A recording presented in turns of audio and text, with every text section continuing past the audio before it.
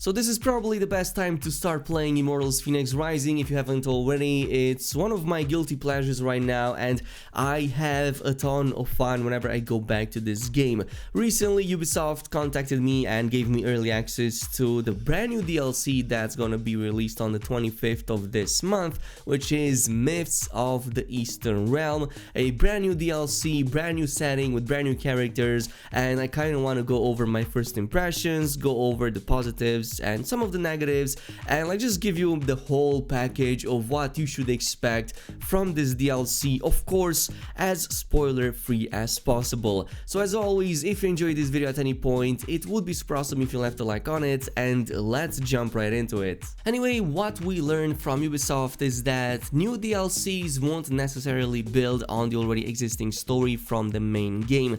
That is why, unlike the New God DLC, which previously advanced the plot between Fenyx and the Greek gods, Myths of the Eastern Realm on the other hand takes a completely different approach, as in it follows the story of a completely new main character who goes by the name of Ku. This by the way also implies that there's no more character customization and you're pretty much stuck with that character for the entire duration. But on the upside, it also takes place in a completely new and separate world that also looks very lush and amazing. Without spoiling more than I need to, the story of Ku starts very similar to that of Fenyx in the base game if you played it already. As in, just like in his case, Ku also wakes up at some point alone with the rest of humanity being pretty much gone, and he has to go against all odds to fight godlike entities and save his people. Just like in the main game, the protagonist is once again helped by a set of really diverse and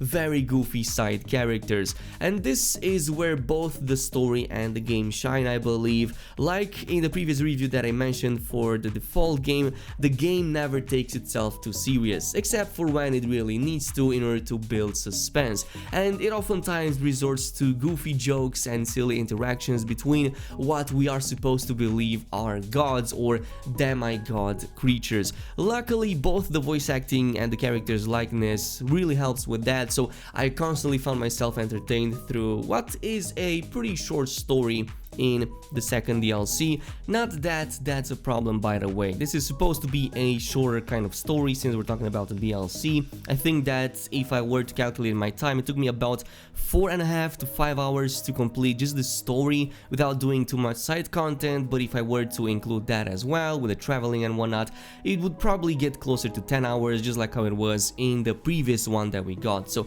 this is roughly the estimate that you should be aiming for.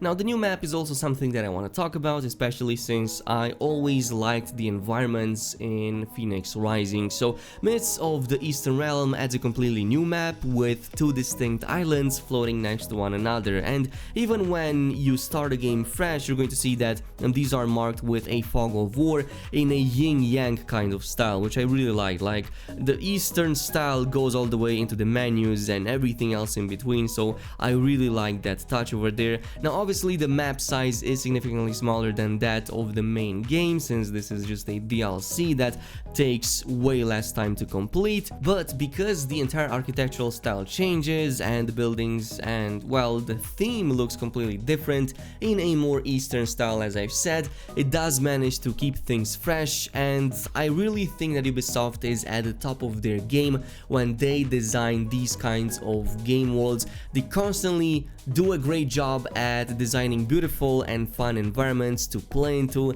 have fun into. They proved this with the Assassin's Creed franchise, but they also proved it with Fenyx Rising, so definitely really awesome. Now my only problem and my only regret that I have with all of these new environments that get added with the new DLCs and whatnot, and especially so with Myths, is the fact that you can't access these islands in the normal game, and this is like one of the gripes that I had ever since the first DLC was added in the game. It's the fact that in order to access the new content, you kind of have to go back to the main menu to access the new DLC by pressing the DLC related button, and that is a little bit immersion breaking for me. I kind of wish that things were a little bit more streamlined, so it would have been awesome if, for example, at the end of a DLC, when completing it, that new map or the new zones were added on top of the existing maps in the base game and just like have everything over there quickly accessible from the same, well, just playthrough. It would have been really awesome for that to happen. Moving on, the puzzle solving is again one of the game's strongest points, which was already obvious from the base game. Ubisoft likely has a team or two, maybe somewhere in their studios, that is specialized purely on creating these puzzles, because they always manage to add new ones or add new spins to existing ones, but they constantly keep things fresh and they always keep it fun. So yeah, props to them again. They are really fun to play into. I wouldn't say that the designs are as crazy and drastic as they were in A New God, which introduced a ton of new mechanics and whatnot. This one also adds a couple of new ones that I really enjoyed, but overall it feels familiar enough and it doesn't go too much into the difficulty territory where you would pull your hairs because it's too difficult to complete. It's just a small distraction that you can have between your exploration and between going from point A to point B to complete another mission and whatnot. I especially enjoyed the Sun Chaser challenges. These combine like traversal, which is again top notch in this game,